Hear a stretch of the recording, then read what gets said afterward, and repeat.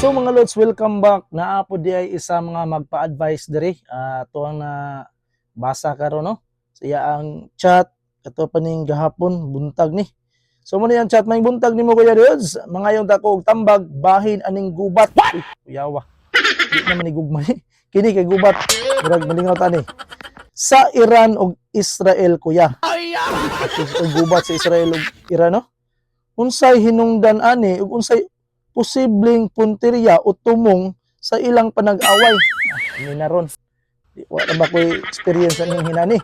Sige man gugkog tanaw sa balita kuya Dods, unya murag naratol o naguol ko basin niyag maapil ta diri sa Pilipinas.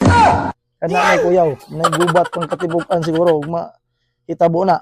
Labaw pag yun kay naa ko'y ayaan nga naa karon sa Israel. Kana kuyaw gupod. Mao nga mas nabalaka jud ko kuya Dods. Palihog kuya unsay maayong masulti nimo bahin ani nga gubat. Na kaning gubat man go dili gini mapugngan. Mot ni gining Israel ug Iran dugay nagsiguro nilang gagubot kay base sa akong nasagap nga balita sa Minaw Putag News kini laging malingaw tas tuwang panag-vlog na to diha. Panagdagan sa buntod mo nang di nakita ka bantay aning aday gubat sa Israel ug Iran ug kanus aning gasugod. So ang kining Iran ug Israel mga lods dugay na gini siyang kontra.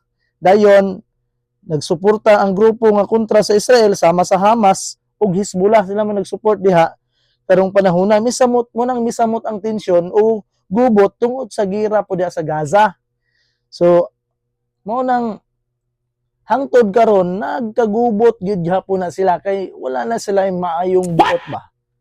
So ang akong advice lang nimo mora gini siya kung kinsa man ka wala mo guni siya nagpakuan sa iyang ngalan, tago ra mo guni iyang ngalan.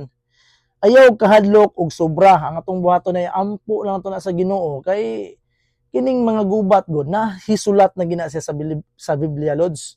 Munang atong buhaton ampo ta pirmi, amping sad og usab maminaw ta sa balita kung unsay tinuod, kung tinuod magaling dili ta mo kumbiyansa, dili ta maratol ato na ginang iampo sa Ginoo ang tanan mga lods.